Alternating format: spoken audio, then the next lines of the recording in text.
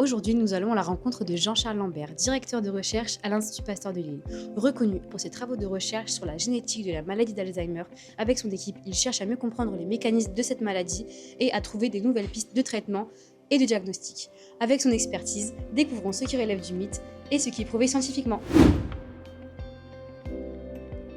Il existe plusieurs stades à la maladie d'Alzheimer. Vrai, la maladie évidemment commence à un stade qu'on définit précoce avec des atteintes relativement légères qui vont malheureusement s'accentuer pour arriver à un stade où la personne devient dépendante. On n'a pas de classification qui permette vraiment de définir où en est un patient. Quand on a atteint la maladie d'Alzheimer, on ne s'en rend pas compte.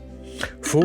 En général, elle se rend compte qu'il y a une problématique au niveau de la mémoire, au niveau de la gestion de son quotidien. Il existe un quiz en 3 mots où on peut savoir si on est atteint de la maladie d'Alzheimer. Alors faux, la maladie d'Alzheimer est un diagnostic complexe. C'est un environnement qui permet de définir le diagnostic de maladie d'Alzheimer avec de l'imagerie, des personnels dédiés, avec aussi des biomarqueurs. C'est une maladie qui évolue vite. Alors c'est faux. C'est une maladie dont l'évolution est très hétérogène en fonction des patients.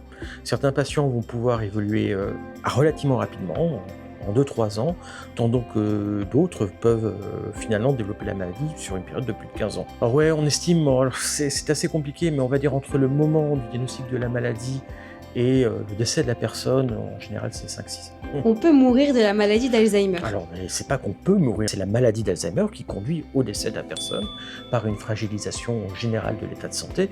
Alors évidemment, il peut y avoir des copathologies au cancer, il peut y avoir des cas de maladies cardiovasculaires, mais s'il n'y avait pas ces pathologies et ces copathologies, de toute manière, la personne finirait par décéder d'une maladie d'Alzheimer. C'est une maladie qui peut se freiner.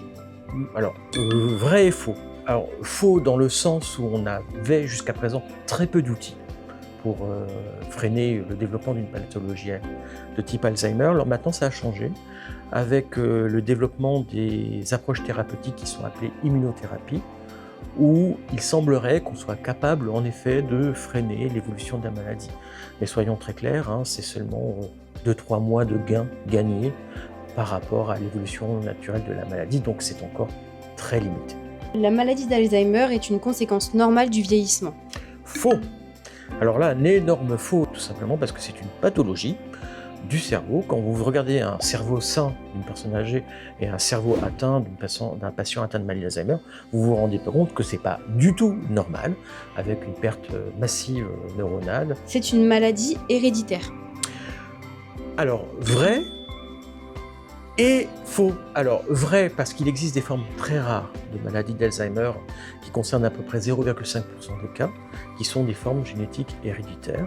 Donc, une mutation dans un gène conduit au développement de la maladie. Donc, c'est pas parce que quelqu'un dans votre famille est atteint d'une maladie d'Alzheimer que vous allez développer une maladie d'Alzheimer, sauf si, évidemment, il s'agit de ces formes héréditaires dont j'ai parlé précédemment. Cette maladie ne touche que les personnes très âgées. Faux, 50% des cas ont plus de 75 ans. Par contre, il peut y avoir des formes très précoces. Ces fameuses formes héréditaires associées donc à une mutation dans un gène sont des formes précoces, généralement avant 50 ans. Alors, le plus jeune qui a été diagnostiqué, c'est en Chine, 19 ans. La maladie d'Alzheimer, c'est uniquement des pertes de mémoire.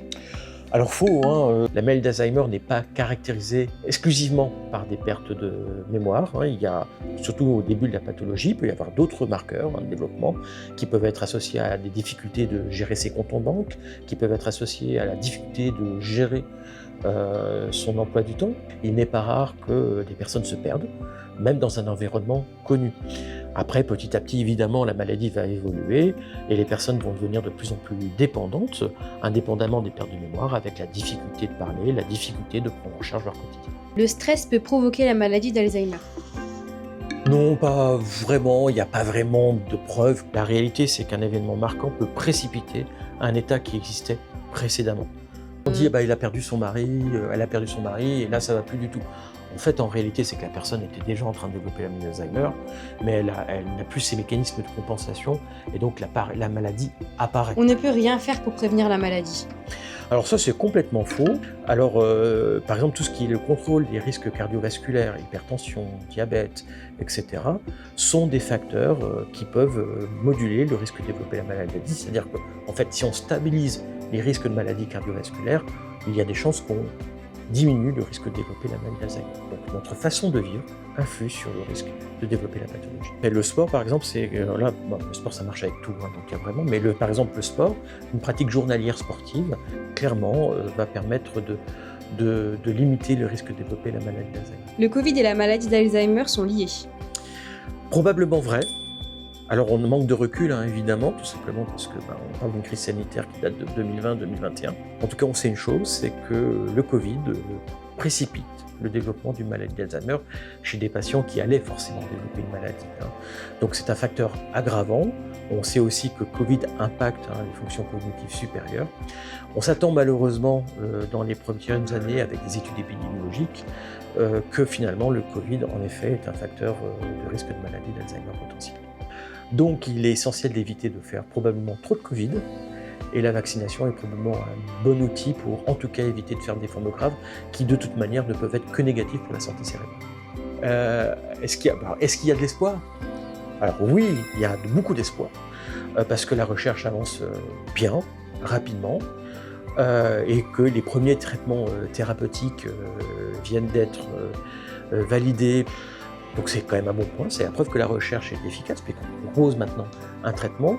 Les biomarqueurs pour faciliter le diagnostic sont en train d'être développés maintenant pour pouvoir prendre en charge la maladie d'Alzheimer et proposer une prise en charge à la fois thérapeutique et clinique.